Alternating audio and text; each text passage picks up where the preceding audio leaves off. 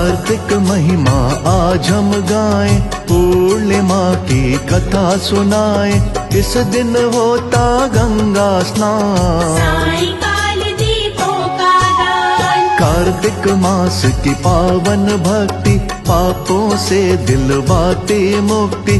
पाप सभी ही धुल जाते हैं, गंगा जी में जो नहाते हैं। पूजा विधि का खास विधान, निर्धन को दिया जाता दान।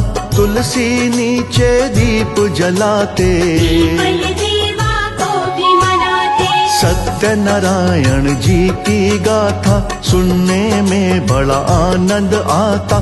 कार्तिक महीना महिमा भारी, पूजन कीजिए हर नर नारी। बड़ों का आशीर्वाद है लेते, जो इच्छा हो भेंट भी देते।